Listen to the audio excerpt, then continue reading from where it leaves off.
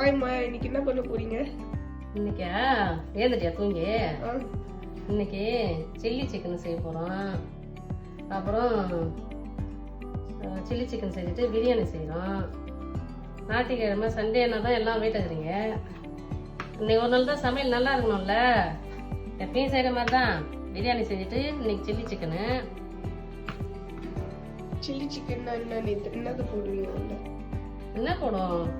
குடை மிளகா, வெங்காயம் நல்லா பெருசு பெருசாக எப்பயும் போல பெருசு பெருசாக அறிவோம்.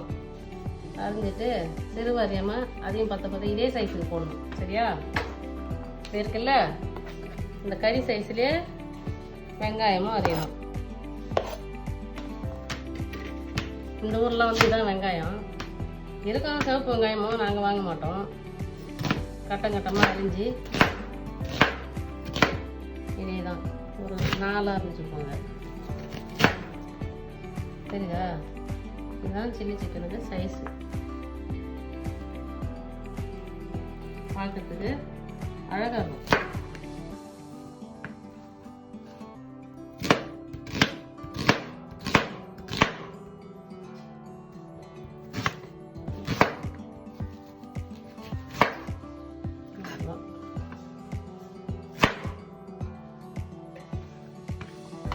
இப்போ குடை மிளகா கொஞ்சம் தான் இருக்குது, போய் வாங்கிட்டு வரணும். அதையும் குடை மிளகாவும் அதே சைஸ் தான் அறியணும். சரியா?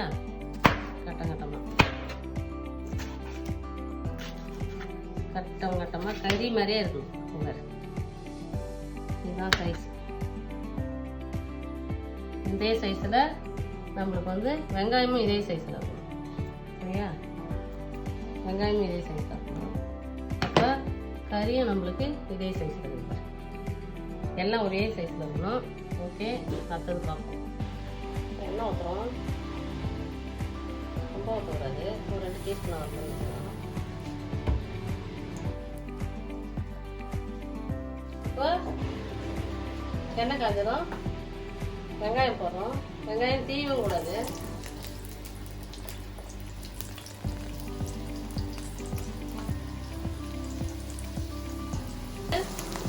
இந்த குடை மிளகாயும் அது கூட போட்டுக்கலாம்.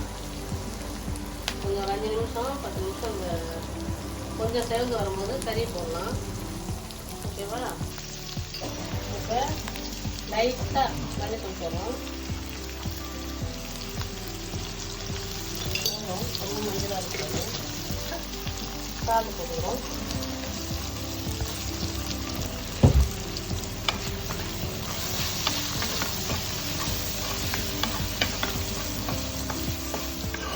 ரொம்ப தீயை வந்து சிம்மில் வைக்கணும். ரொம்ப பெரிய தீயை வச்சு செய்யக்கூடாது. மஞ்சத்தூள், எண்ணெய் ஊற்றி வெங்காயம் போட்டு குடை மிளகா போட்டு மஞ்சத்தூள் போட்டுருக்கோம். அதையே கொஞ்சம் வதங்கட்டும். இப்போ வந்து இந்த கறியை நல்லா அலசி புளி தான் வச்சுருக்கேன். மறுபடியும் நான் புளிஞ்சு போடுறேன். இப்போ 5 நிமிஷம் ஆயிடுச்சு. அந்த கறியை அப்படியே கொஞ்சமாக அது மேலே ஊற்றிக்கலாம். தண்ணி இருக்கக்கூடாது, ட்ரையாக இருக்கணும் கறி. நான் ஏற்கனவே புளிஞ்சிட்டேன். இருந்தாலும் நான் இப்போ போடும்போது புளிஞ்சு தான் போடுறேன். பாருங்கள், நல்லா வதங்கி வச்சுக்கலாம். உப்பு தக்காளி சால்ட் இன்னும் வச்சுருக்கோம்.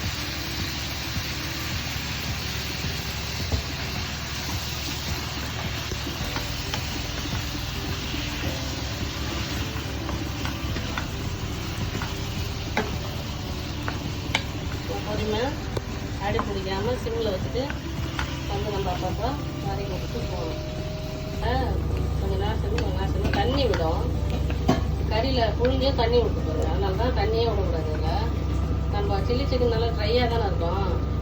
அதனால் கிளறி விட்டுன்னு இது வந்து பெருஞ்சீரகத்தூள் ரொம்ப போட்டுறக்கூடாது. திட்டமாக அந்த வாசனைக்கு போடுறோம். நிறைய போட்டால் இனிக்கும். அதனால நிறைய போடக்கூடாது. அது போதும். இப்போ தண்ணி சுண்டி வந்துடுச்சு. இப்போ தண்ணி விட்டு கொஞ்சம் சுண்டி வர நேரத்தில் உப்புலாம் கரெக்டாக இருக்கும். எதுவுமே போட்டுக்கோம். இப்போ வெறும் மிளகா காரத்துக்கு தகுந்த மாதிரி போடணும். போட்டால் ரொம்ப சின்ன பசங்க கம்மியாக போடணும். இது போதும் நினைக்கிறேன்.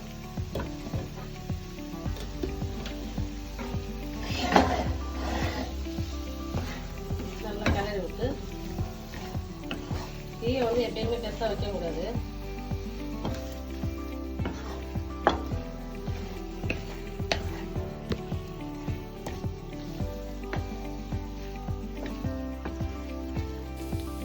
இப்போ பாருங்க நல்லா வெந்து வந்துடுது. அந்த எண்ணெய் அதெல்லாம் திரிஞ்சு வருது. தண்ணி கொஞ்சம் கூட இல்லை பாருங்க, ட்ரை ஆகிட்டா முடிஞ்சு போச்சு. இப்போ ஓகே, சாப்பிட்லாம். எப்படி இருக்குன்னு டேஸ்ட் பண்ணலாம். இப்போ வந்து ரொம்ப சில்லி சிக்கன் பிரியாணியான்னு கேட்டால் என் பொண்ணு தான் முறை அதுதான் வச்சு கொடுக்குறேன் பாருங்க. அது சாப்பிட்டு பார்த்துட்டு எப்படி இருக்குன்னு சொல்லுவோம்.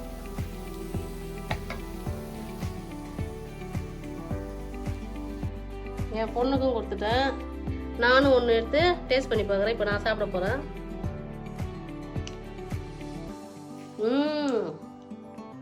சூப்பராக இருக்கு, செம டேஸ்ட்டு. நீங்களும் செய்யுங்க. இதே தான் சிம்பிளாக சில்லி சிக்கன் எப்படி செய்யறதுன்னு சொல்லி கொடுத்துருக்கேன். எனக்கு தெரிஞ்ச வரைக்கும் சாப்பிட்ருக்கேன், பார்த்துருக்கேன். ஆனால் இது மாதிரி ஒரு சில்லி சிக்கனை நான் சாப்பிட்டதே கிடையாது. சிம்பிளாக செஞ்சது இவ்வளோ டேஸ்ட்டாக இருக்குது. நீங்களும் செய்யுங்க மக்களே. ஜாலியாக பசங்களை கொடுத்து என்ஜாய் பண்ணுங்கள். ஓகே, பாய். அடுத்த வீடியோவில் சந்திப்போம்.